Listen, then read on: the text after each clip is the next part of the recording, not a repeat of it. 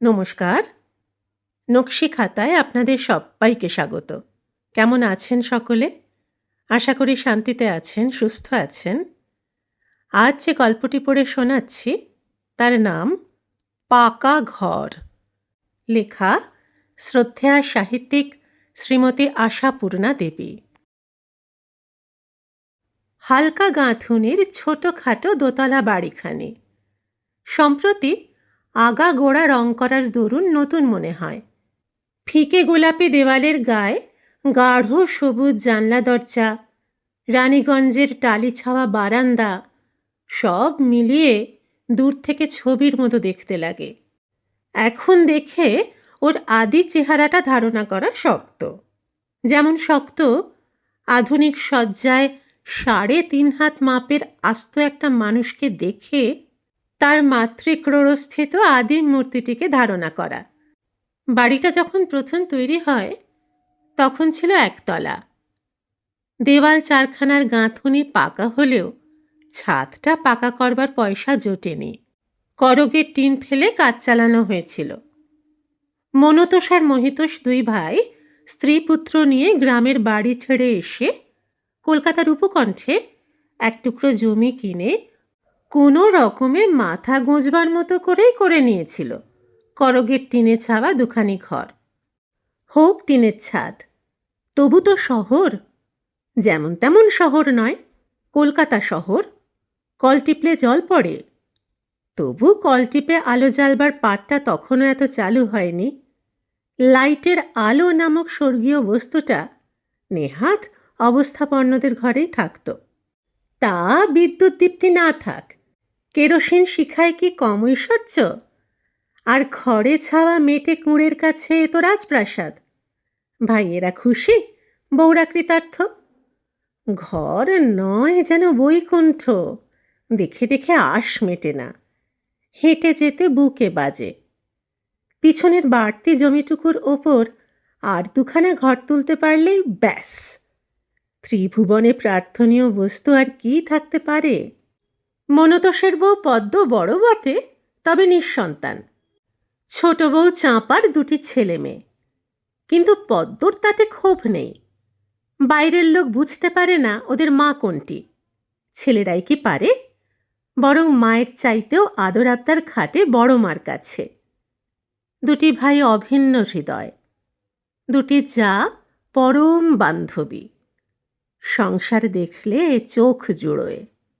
দুখানি শোবার ঘর, ফালতু জমির ওপর চালা তুলে নিয়েছে একখানা, রান্নাবান্না গৃহস্থালির কাজের জন্যে। অধিকাংশ সময় হয়তো দুই জায়ের কেটে যায় চালা ঘরে, তবু প্রাণ ভরা থাকে পাকা ঘরের আনন্দে। টুকিটাকি আসবাবে, ছেলে মানুষই শৌখিন বস্তুতে বোঝাই হয়ে ওঠে সে ঘর। ব্যবসার চেষ্টায় এসেছে দুভাই। সারাদিন ঘোরে বাজারে, দোকানে, আর হরেক রকম জিনিসের স্তূপ জমে ঘরে। হয়তো মনতোষ কিনে আনে সস্তা দরের দুখানা আয়না, পদ্মকে ডেকে বলে, এই নাও, যত ইচ্ছে মুখ দেখো, আর একখানা টাঙিয়ে দিয়ে এসো ছোট বৌমার ঘরে। হয়তো মহিতোষ আনে দুজোড়া মাটির পাখি, একজোড়া নিয়ে আগে ঢোকে পদ্মর ঘরে, বলে, কোন দেয়ালে বসালে ভালো মানাবে ঠিক করো তো বৌদি। মনতোষ কিনে আনে ছোট ছোট ফ্রক, পেনি কোট, ইজের। মহিতোষ আনে দুজোড়া শাড়ি, দুখানা মোটা চিরুনি, দুটো গায়ে মাখা সাবান। মহিতোষ একখানা র্যাপার এনে বলে, দাদা নাও দিকে গায়ে দাও, দিয়ে তোমার সেই ধোসাখানা বাতিল করো, অসহ্য হয়েছে ওটা। মনতোষ রাগ করে র্যাপার ফিরিয়ে দিতে চায়, বলে, তোকে কত ভদ্রসভায় যেতে হয়, বলছি কতদিন থেকে একটা গরম কোটের কথা, তা নয়, এখন যত বাজে খরচ, আমার তো দিব্যি চলে যাচ্ছিল। হায়, এমনি দিব্যি চলে যাওয়া চিরকালের জন্য সম্ভব হয় না কেন? প্রথমে চিড় খেল বাড়ির প্রথম মিস্ত্রি লাগবার সময়। ব্যবসা বাণিজ্যের গুণে কিছু পয়সা জমেছে।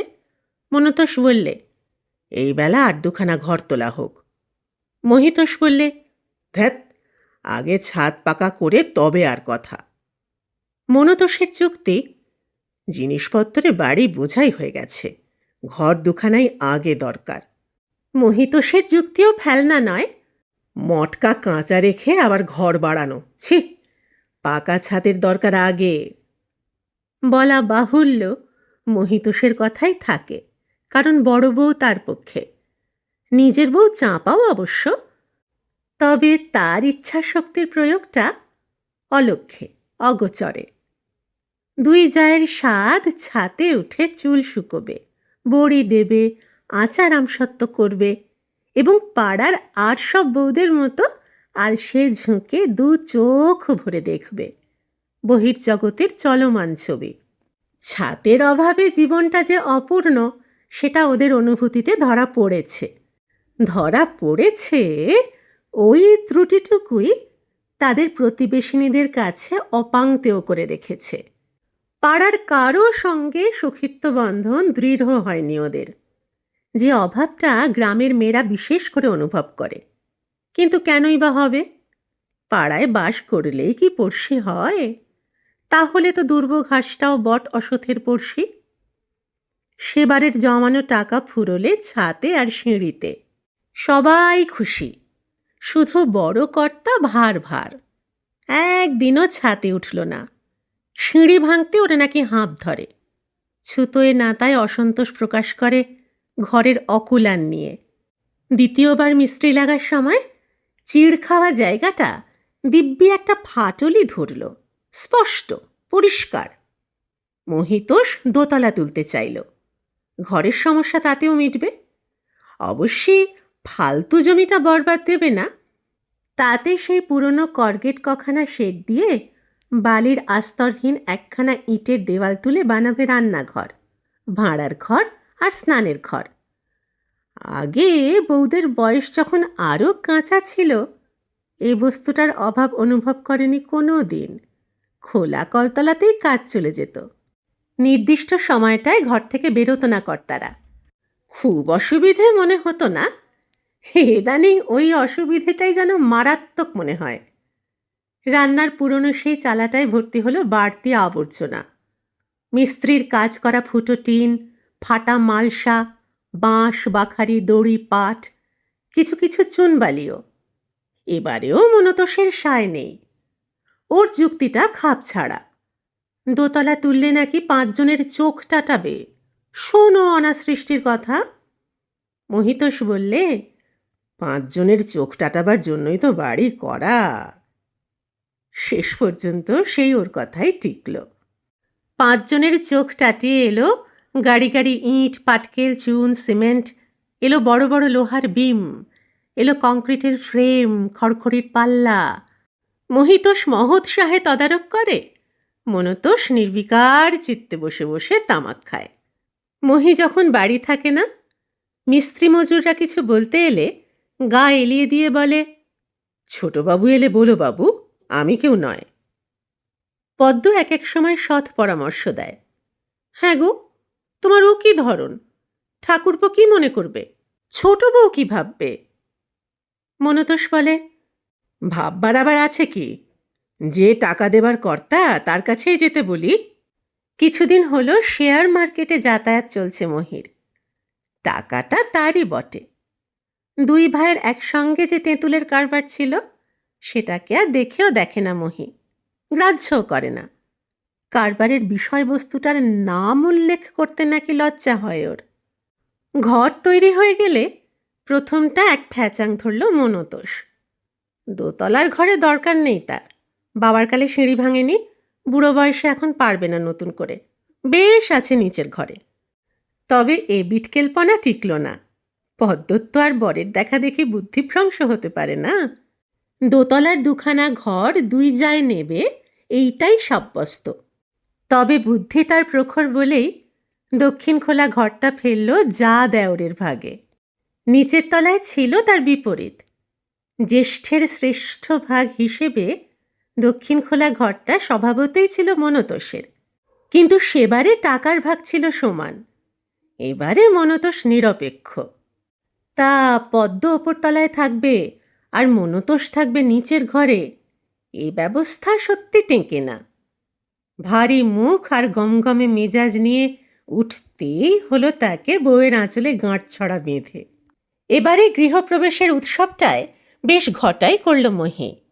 কালটা গ্রীষ্ম, মনতোষ রাত্রে শুয়ে হাত পাখা নাড়ে আর বিরক্তি প্রকাশ করে। ঘরের মুখে মারো ঝাড়ু, দক্ষিণ চাপা ঘর আবার ঘর, এর চেয়ে গোয়াল ভালো। দোতলা কোঠায় শুয়ে সগোলাভ হচ্ছে আমার। চাঁপার মেয়েটা বরাবরই পদ্মর কাছে শোয়ে, এ ঘরেও শুচ্ছে। গরমে বোধ করি তারও ঘুম পাতলা হয়। তাই সকালে এক ফাঁকে মায়ের কাছে বিস্তৃত বিবরণ দেয় রাত্রির অভিজ্ঞতার। এখন বড় হয়েছে, কে আসল মা সেটা বুঝতে ভুল হয় না। কুটনো করতে করতে সেই কথাই পারে চাঁপা। বর ঠাকুরের যদি ঘর পছন্দ না হয়ে থাকে তো এবেলা বদল করা হোক দিদি। পদ্ম চমকে বলে, সে আবার কি কথা রে ছোট বউ? বুড়ো মিনসের আবার পছন্দ অপছন্দ কি? কি তা তুমিই বলতে পারো দিদি। তবে বরাবর ভালো ঘরে শোয়াই অভ্যেস ওর, কষ্ট হতে পারে।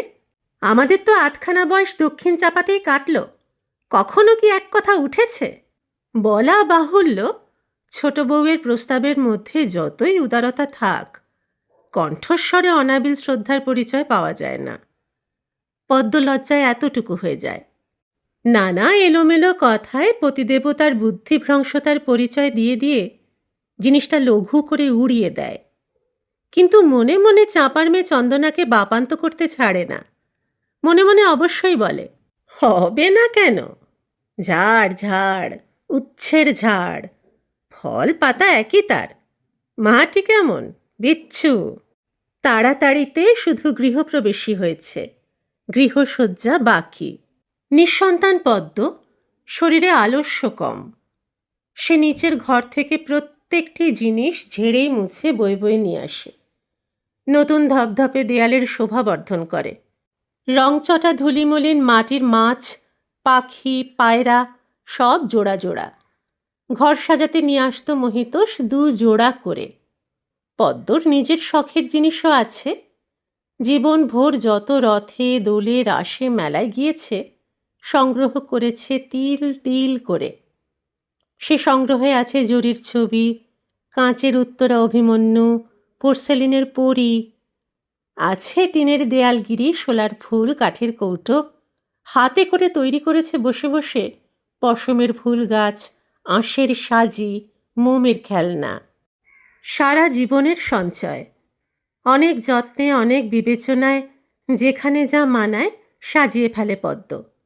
তারপর একটু লজ্জা পায়। চাঁপা না হয় কুঁড়ে, তাই বলে ওর ঘরটা অগোছালো থাকবে? অতএব পরদিন চাঁপার জিনিসপত্র ঝাড়ামোছা করতে বসে সে। দুপুরবেলা চাঁপা ঘুমোচ্ছিল দোতলায়। ঘুম ভেঙে ছেলের খাবার নিতে নেমে এসে ঠোঁট উল্টে বলে, ও আবার কি পণ্ডশ্রম হচ্ছে দিদি? পদ্ম মহোৎসাহে বলে, কাল ও ঘরটা হয়েছে, আজ এ ঘরটা সেরে ফেলি।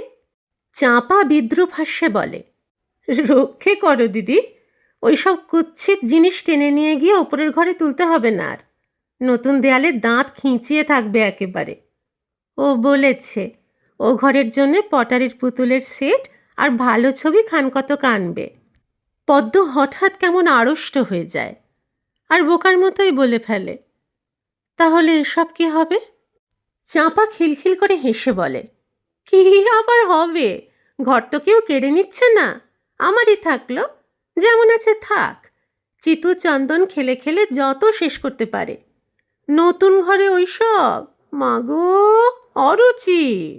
শেষের কথাগুলোর ওপর একটু জোর দেয় চাঁপা।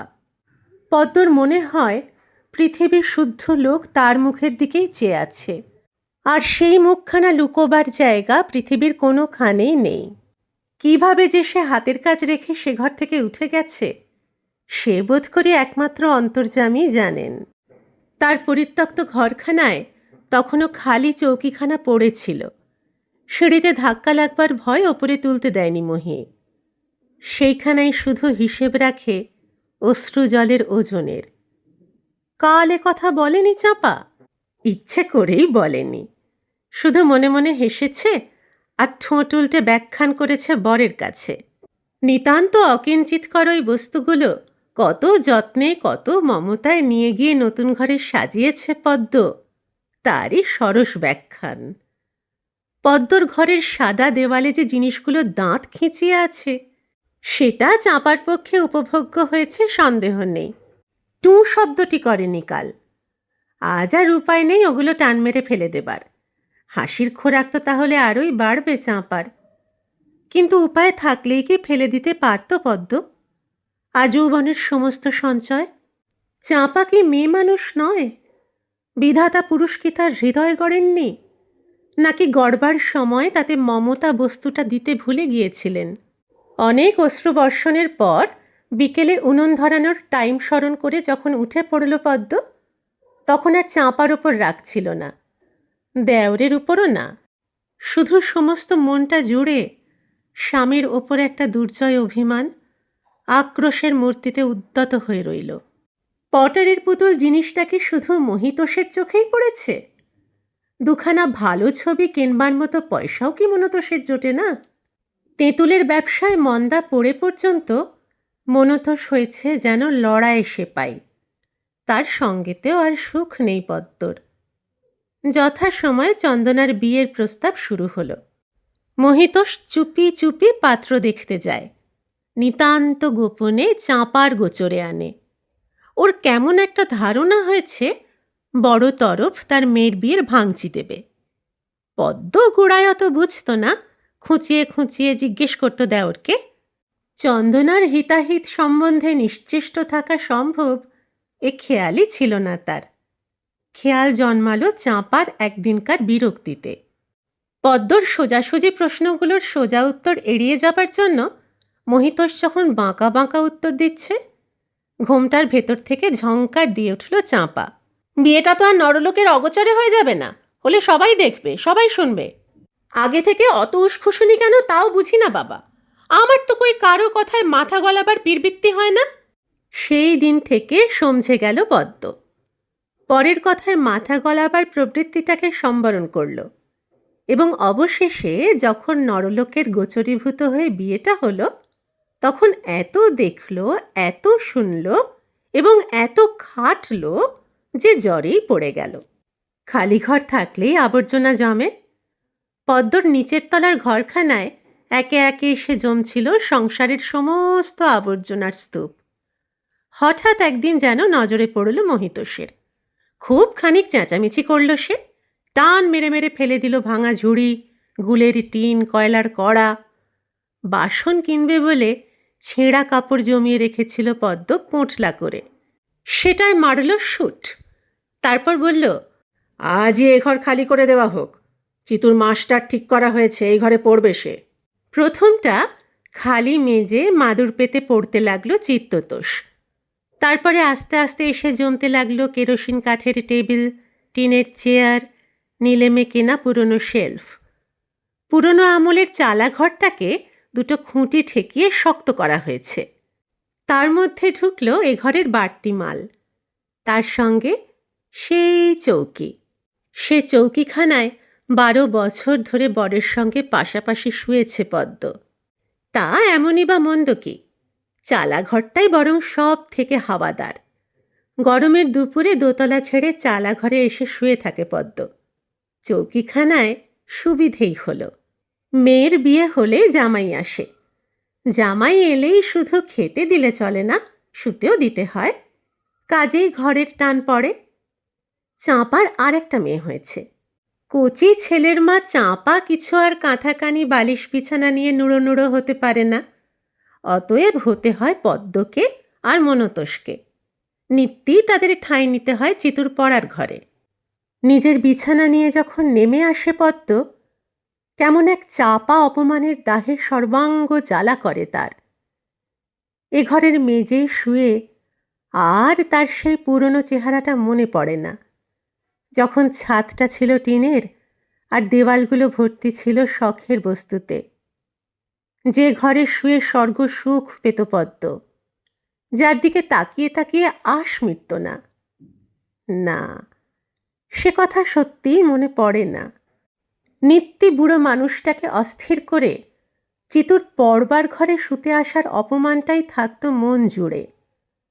অথচ বিষয়টা এমনই লজ্জাকর যে এ নিয়ে আন্দোলন চলে না। আর চলবেই বা কোন মুখে? মনতোষ যে স্রেফ বাড়ি বসে থাকে এখন। টানাপোড়েন চলছিল। অবশেষে একদিন টানাটা থামল, পোড়েনটাই রইল অচল হয়ে। হঠাৎ একদিন বাজার থেকে ফিরে সর্দিগর্মি হয়ে ঘন্টা ৩-৪-এর মধ্যেই মনতোষ চিরদিনের মতো ছেড়ে দিয়ে গেল দোতলার ঘরটা। যে ঘরটাতেই মুখে অসন্তোষ প্রকাশ করলেও অদ্ভুত একটা মায়া পড়ে গিয়েছিল তার। নিজে থেকেই আর দোতলায় উঠতে চাইল না পদ্ম। জানলা দিয়ে আশেপাশের সব বাড়ি থেকে দেখা যায়। দোতলায় ওঠার পর থেকে আলাপও হয়েছে অনেকের সঙ্গে। থান পড়া বিভৎস মূর্তিটাকে দেখে কি বলবে তারা? পদ্মর প্রেতিনীটা কোন মুখে ঘুরে বেড়াবে তাদের কৌতূহলী দৃষ্টির সামনে? অবশ্যই এই দুর্ঘটনা না ঘটলেও হয়তো ছাড়তে হতো ঘর। চন্দনা এলো প্রসব হতে, বছরখানেকের মেয়াদ নিয়ে। কোথায় থাকতো সে এই ঘরটা ছাড়া? এই সময় আরেকবার বাড়িতে মিস্ত্রি লাগালো মহিতোষ, আগা গোড়া কলি ফেরালো, আর বিজলিবাতি আনলো বাড়িতে। পদ্মর ঘরের বিবর্ণ জীর্ণ পুতুল খেলনার কঙ্কালগুলো নামানো থাকলো ঝুড়ি করে। তাদের একটা একটা করে সদ্গতি করল চাঁপার ছোট মেয়ে অঞ্জনা। কিন্তু পদ্মর সদ্গতি হয় কি করে? চিতুর পড়ার ঘরে কায়েমি হয়ে থাকা চলে না। কলেজে পড়ছে সে আজকাল। বন্ধু বান্ধব আসে সর্বদা। চেয়ার টেবিল কৌচ কেদারা দিয়ে সাজিয়ে নিয়েছে সে। আর ও ঘরটা মহিতোষের বৈঠকখানা। সত্যি, কর্তা ব্যক্তি লোক, নিজস্ব বৈঠকখানা না হলে চলেও না। পদ্ম কোথায় যায়? বুদ্ধিটা চন্দনাই দেয়। সে বলে, অনায়াসেই ভাড়ার ঘরটায় থাকতে পারেন বড় মা। একলা মানুষ, বিধবা, তার যে আস্ত একখানা ঘরের কি দরকার বুঝিও না। এই তো আমার শ্বশুর বাড়িতে পিসশাশুড়ির সামনেই ভাড়ার ঘরে থাকেন। একটু কষ্ট করতে হবে, করা যাবে কি? চিরদিন কি আয়েস চলে? চিতু ইতস্তত করে বলে, ভাড়ার ঘরে? চন্দনা ঝংকার দেয়, কেন? ঘরটা মন্দই বা কি? ছাদটাই যা টিনের, দেওয়াল টেওয়াল তো পাকা। আগে তো এইসব ঘরে করগেটের ছাদই ছিল, তোর মনে পড়ে না? মনে পড়ে বই কি। টিনগুলো যখন খোলা হয় তার শব্দে কানে তালা লেগেছিল চিতুর। অতএব দ্বিধা দূর হয়, বিবেকের দংশন থামে। ভাড়ার ঘরেই কায়েমি হয় পদ্ম। চালাঘর থেকে সেই চৌকিটা এনে তোলা হয় ভাঁড়ারে। একটা পায়া খসে গিয়েছিল, তার জায়গায় আনকোড়া কখানা ইঁট বসানো হয়েছে। একটা কোণে তোলা উনুন জেলে ভাতে ভাত রেঁধে খায় পদ্ম, আর চৌকিটায় শুয়ে থাকে। স্বাস্থ্যটা তার একেবারে ভেঙে গেছে, কিছু পারে না সংসারের। রান্নাঘরে বামুন রাঁধে, চাঁপা ভাঁড়ার বার করতে কুটনো কুটতে কুটতে এদিকে আসে, আর আপন মনে বোধ করি আকাশকে উদ্দেশ করেই বলে, সে যে বলে না চোরদায় ধরা পড়া, আমার এ হয়েছে তাই। খাটতে খাটতে আপনার জান নিকলে গেল, ভাত কাপড় দিয়ে গুরুকন্যে পোষা হচ্ছে। চোখের চামড়াকে বলিহারি দিই, খাবো আর শোবো। এ কি পীরবৃত্তি বুঝি নে বাবা, পরের মাথায় কাঁঠাল ভেঙে খেতে এত মিষ্টি লাগে, আশ্চর্যি। না, খুব বেশি দিন আর ভাত কাপড় দিয়ে পুষতে হয় না পদ্মকে। আগে ভাতটা বন্ধ হয়, তারপর দ্বিতীয়টা। অনেক দিন পড়ে পড়ে জ্বরে ভুগছিল বলে শেষ পর্যন্ত ভাড়ার ঘরেও আর রাখতে পারা যায়নি পদ্মকে। কে জানে কী রোগ। সেই চালাঘরটার খুঁটি মজবুত করে জঞ্জালগুলো একপাশে ঠেলে খানিকটা জায়গা বার করা হয়েছিল। অতীতকালে এই ঘরের যেখানটায় দুই জায় ভাতের কাঁসি নিয়ে বসে পাল্লা দিয়ে সজনে ডাঁটা চিবোত আর মাছের লেজার সৎকতি করত, সেইখানটায় শুয়ে মরল পদ্ম। রোগের বিষ তাড়াতে বাড়িটা আরেকবার ঝেড়ে রং কালি ফিরিয়ে ছেলের বিয়ের তোড়জোড় শুরু করল মহিতোষ। বংশের মুখ উজ্জ্বল করা ছেলে। এ বংশে 14 পুরুষে কেউ গ্র্যাজুয়েট হয়নি। কোণে খোঁজা হয় বেনের ঘর উজোড় করে। তা মহিতোষের সাধনায় সিদ্ধি হয়। এমন বউ জোগাড় করে সে, যার খুঁত খুঁজে পাওয়া শক্ত। তার উপর আবার সঙ্গে করে যৌতুক আনে এত যে আশপাশের বামুন কায়েতের ঘরে তাক লেগে যায়। হবে না কেন? জ্যোৎস্নার বাবার ১৪ পুরুষেও তো বিয়ে পাশ জামাই হয়নি। বিয়েতে এক আধবার পদ্মর নাম উঠল না তা নয়, তবে অভাবটা তেমন ধরা পড়ল না, কারণ কর্মজগৎ থেকে অনেক দিন বিদায় নিয়েছিল পদ্ম। সামান্য যা সোনাদানা ছিল তার, তাই থেকে ভালো একখানা বেছে রেখেছিল চতুর বউয়ের জন্য। মরবার আগে বলেও ছিল সে কথা। সেই ডাম্বল বিছে হাড় ছড়াটা বউয়ের হাতে দিয়ে চাঁপা বলল, ওগো বৌমা, তোমার একজন জেঠ শাশুড়ি ছিল, এই তার আশীর্বাদী, নাম করে রেখে গেছে। হাড়ের গড়ন দেখে মনে মনে নাক সিঁটকে জ্যোৎস্না তক্ষুনি ঠিক করে ফেলল, ওটা ভেঙে একটা মেট্রো হাড় গড়িয়ে নেবে। ওই জিনিসটাই হয়নি তার। নতুন বউ বড়লোকের মেয়ে, তাছাড়া চাঁপার স্বাদ।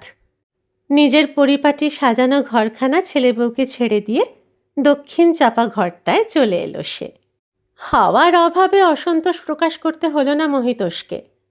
বিয়ে উপলক্ষে কখানা বিজলি পাখা কিনে ফেলেছিল। অসন্তোষ প্রকাশ করে চিতু, বলে, তোমার ওই জগদ্দল দেরাজটা তুমি এ ঘরে নিয়ে এসো মা, প্রাণ হাঁপিয়ে ওঠে আমার। এই দেরাজটাই চাঁপার ঘরের সবচেয়ে দামি ফার্নিচার। চাঁপা গালে হাত দিয়ে বলে, সে কি রে, ও যে সাহেব বাড়ির জিনিস, ১৫০ টাকা দাম। তোমার দামি জিনিস তুমি গলায় ঝোলাও মা, ওটাকে দেখলেই আমার বুক চেপে আসে। তা বৌমার দামি কাপড় চোপড় রাখতেও তো, চিতু তাড়াতাড়ি বলে, আর তার জন্য আবার ভাবনা, ওর বাবা তো ঘর সাজানো সমস্ত ফার্নিচার দেবার জন্য ব্যস্ত। আমায় বলছিলেন সেদিন, ওর মেয়ের নাকি বরাবর ফার্নিচারের শখ। শুধু আমাদের বাড়িতে জায়গার অভাবে দিতে পারছেন না। অতএব জায়গা বার করে দিতে হয়। লরি বোঝাই হয়ে জ্যোৎস্নার বাপের বাড়ি থেকে আসে খাট, আলমারি, ড্রেসিং টেবিল, চেয়ার, অনেক কিছু। আগা গোড়া মেট্রো প্যাটার্ন, ঝরঝরে ছকছকে। চাঁপার সাহেব বাড়ির দেরাজ, ছত্রি দেওয়া বোম্বাই খাট আর হাতাওয়ালা বড় বড় চৌকি চেয়ারগুলো সমস্ত সৌন্দর্য হারিয়ে লজ্জায় অধবদন হয়। বেহাই বাড়ির জিনিস বলতে গেলে চাঁপারই তো সম্পত্তি। চাঁপার ছেলে হীরের টুকরো বলেই না এত মান্য তার। তবু দেখে শুনে তেমন আনন্দ হয় না চাঁপার। ভারী একটা বিরাগ হয় মহিতোষের ওপর। এই তো এমন শৌখিন জিনিসও তো আছে বাজারে, অথচ কি গেঁয়ো পছন্দ মহিতোষের? এমন নয় যে সস্তার মাল। মুঠো মুঠো টাকা দিয়ে কি বীরভদ্রর জিনিসই কিনেছিল। ওই কটা জিনিসেই নড়তে চড়তে জায়গা পেত না চাঁপা। অথচ জ্যোৎস্নার ঘরে কতগুলো জিনিস রেখেও কত জায়গা। বিয়ের গোলমালে চলে গিয়েছিল চন্দনা, আবার এলো বউয়ের ঘর বসতে। মেয়ে, নাতি আর নিজের ছোট মেয়েকে নিয়ে বৈঠকখানা ঘরে শুতে এলো চাঁপা। এতগুলো মানুষ তো আর সত্যি মহিতোষের ঘরে শুতে পারে না। তার ঘুমের দরকার, বিশ্রামের দরকার। তাছাড়া তার ঘরে সারা রাত ফ্যান ঘোরে। চন্দনার ছেলের তাহলে বুকে সর্দি বসে যাবে। জ্যোৎস্না শ্বশুরের সেবা যত্ন করে, শ্বশুরের ঘরদোর ঝাড়ে। মহিতোষ আর কাউকে চায় না, বৌমা বলতে অজ্ঞান। কেমন একটা সূক্ষ্ম ঈর্ষাবোধ সঞ্চারিত হতে থাকে সমস্ত স্নায়ু শিরায়, অথচ প্রকাশ করা চলে না। বউয়ের উপর তাই তেমন প্রসন্ন হতে পারে না চাঁপা।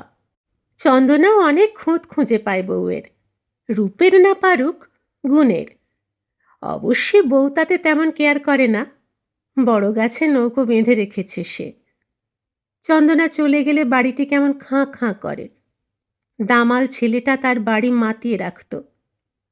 মহিতোষ অন্তরের বাসনা ব্যক্ত করে, চিতুর একটি খোকা হলে বেশ হয়, কেমন গো? চাঁপা বিরক্তি প্রকাশ না করে পারে না, বলে, অনাথ সৃষ্টি কথা কয়ো না বাবু, বিয়ের এখনো বছর ঘোরেনি। মহিতোষ অপ্রতিভ হয়, কিন্তু ছোট একটি শিশুর কাকলির জন্য তৃষিত হয়ে থাকে সে। বোধ করি এত আকাঙ্ক্ষা ছিল বলেই মেটে না। চিতুর বিয়ের বছর ঘুরতেই কালের চাকা ঘোরে। ৩ দিনের জ্বরে মারা যায় মহিতোষ। অনাগত শিশুর পদধ্বনি তখন মাতৃগর্ভে। জ্যোৎস্না বাপের বাড়ি। ৬ মাস পরে মেয়ে কোলে নিয়ে ফিরল জ্যোৎস্না। নাতনি না হয়ে নাতি হলে কি হতো বলা যায় না, চাঁপা কিন্তু মেয়েটাকে দু চক্ষে দেখতে পারে না। কেমন মনে হয় মেয়েটা অপয়া। সেটুকু বুঝে ফেলতে জ্যোৎস্নার দেরি হয় না। তবে স্বল্পভাষী সে, চুপ করেই থাকে। চুপচাপ থাকে বটে, তবে যে গাছে নৌকো বেঁধেছিল সেই গাছটার অভাবে নৌকো ভাসিয়ে দিয়ে নিজেই হালটা ধরে। চন্দনার শ্বশুরবাড়ির অবস্থা সুখের নয়। পয়সা থাকলে কি হবে, শাশুড়ি দজ্জাল, বড় গোঁয়ার। বেশিরভাগই সে বাপের বাড়ি থাকত। জ্যোৎস্না সে নিয়মটা বাতিল করে ফেলে। কী কৌশলে যে ফেলে জ্যোৎস্নাই জানে। মেয়ে চলে গেলে নিজেকে কেমন যেন নিঃসহায় মনে হয় চাঁপার।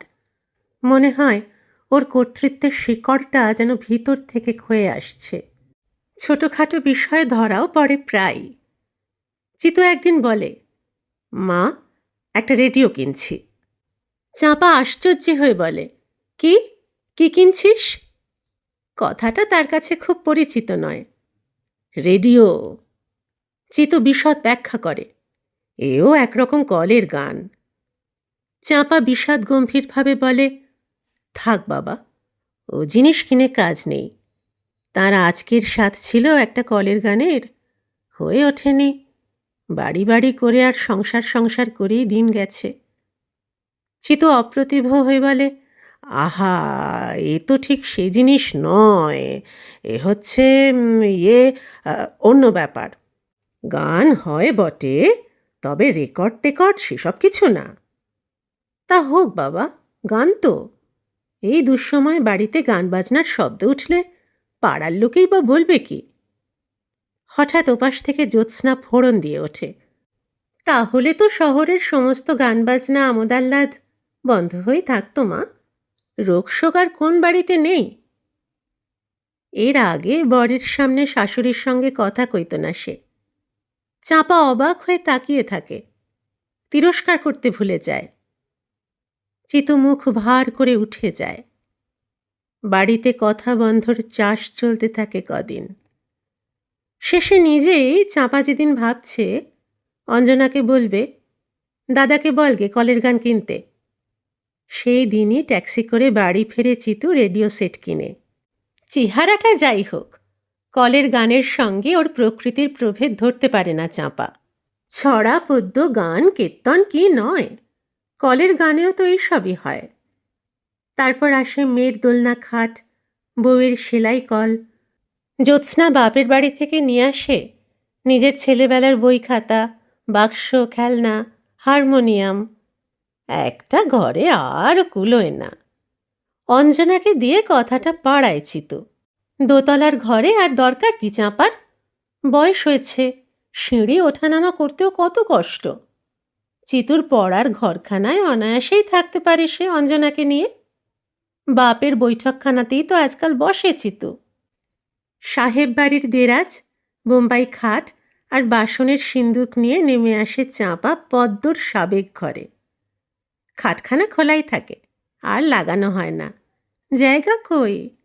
সংসারের অনেক দরকারি জিনিসই তো ধীরে ধীরে আবর্জনায় রূপান্তরিত হচ্ছে। একদিনের যা সঞ্চয়, অন্যদিন তাই জঞ্জাল। যেগুলো ফেলবার নয়, গেলবার নয়, সেগুলো এসে আশ্রয় নিয়েছে এই ঘরে। ইতিমধ্যে বিনা আড়ম্বরে একদিন অঞ্জনার বিয়ে দিয়ে ফেলে চিতু। ঘটা আর কি করবে, বড় লোকরাই করছে না আজকাল। নতুন জামাইয়ের আদরের প্রশ্ন ওঠে না। খেতে দেওয়া, অর্থাৎ জামাই আদরে খেতে দেওয়া শক্ত, শুতে দেওয়া আরও শক্ত। ঘর কোথা? ক্রমশ 50-এর ধাক্কা এসে লাগে গৃহস্থের আনাচে কানাচে। আসে অভাব, দুর্দিন, স্বাধীনতা। আসে স্বাধীনতার শ্রেষ্ঠ ফল, উদ্বাস্তু। বাড়ির মালিকদের পোয়াবারো। একখানা ঘরও যার আছে সেই রাজা। চারিদিক ভরে ওঠে পুবে হাওয়ায়। পাড়ার প্রত্যেকের বাড়িতে টকাটক করে ভাড়াটে এসে যায়। 30, 40, 50, 100, যে যত দাও মারতে পারে। হে লোভ সামলানো কঠিন। খানিকটা ইতস্তত করে, খানিকটা কথার প্যাঁচ কষে, খুব খানিকটা অভাব অনটনের ফিরিস্তি দিয়ে কথাটা পাড়ে চিতু। নিচের তলার ঘর দুখানা ভাড়া দিলে ফেলে ছুঁড়ে ৬০-৭০টা টাকা এক্ষুনি হয়।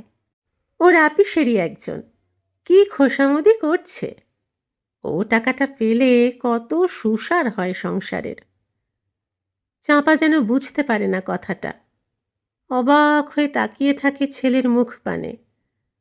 আর চিতুর কথাগুলো সব শেষ হয়ে গেলে আলগাভাবে বলে, দুখানা ঘর ভাড়া দিয়ে ফেলবে? কি করে চলবে? হঠাৎ অপ্রতিভ ভাবটা ঝেড়ে ফেলে কর্তা জনচিত গাম্ভীর্যে উত্তর দেয় চিতু, চালিয়ে নিতে হবে, পারবে না বললে চলবে কেন?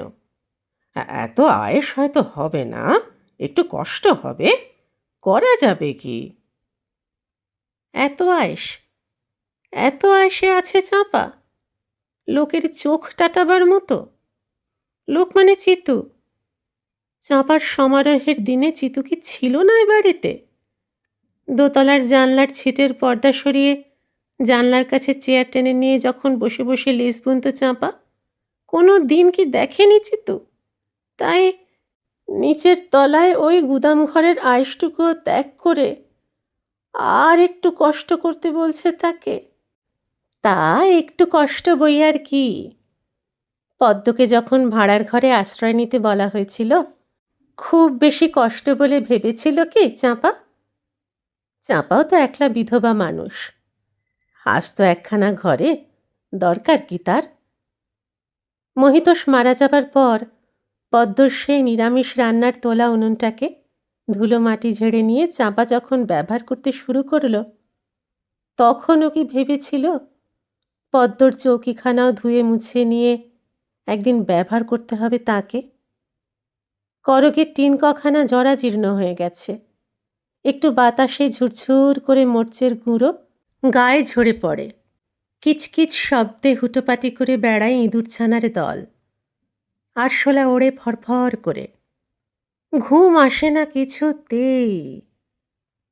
চাঁপা কি কাঁদে? কই না, চুপচাপ শুয়ে কি ভাবে তবে সে? পদ্মর মানসিক অবস্থাটা ধারণা করতে চেষ্টা করে। কমাসের ভাড়া জমিয়ে আগা গোড়া বাড়িখানায় মিস্ত্রি লাগায় চিতু। দোতলায় বারান্দা করে নতুন করে। জ্যোৎস্নার ভারী স্বাদ বারান্দার। শুধু পিছনের ঘর দুটোর করগেট কখানা বদলানো বাকি থাকে। শেষ পর্যন্ত বড্ড ফুরিয়ে যায় টাকাটা। কিন্তু সে তো পিছন দিক। সামনে থেকে ফিকে গোলাপি দেওয়ালের গায়ে গাঢ় সবুজ জানলা দরজা আর রানীগঞ্জের টালি ছাওয়া বারান্দা দেওয়া হালকা গাঁথুনির ছোট্ট দোতলা বাড়িখানা ছবির মতো দেখতে লাগে। একদিন গঙ্গানে ফেরবার সময় হঠাৎ ওপর দিকে চোখ পড়তে অবাক হয়ে গেল চাঁপা। গল্পটি শেষ হলো। কেমন লাগলো জানাবেন। যদি ভালো লাগে চ্যানেলটি সাবস্ক্রাইব করে আমার পাশে থাকবেন আর নকশি খাতাকে আপনার নিজের করে নেবেন। সকলে খুব ভালো থাকুন, আনন্দে থাকুন, সুস্থ থাকুন, পরিবারকে নিয়ে শান্তিতে থাকুন। শিগগির দেখা হচ্ছে আরেকটি গল্প নিয়ে। আজ আসি।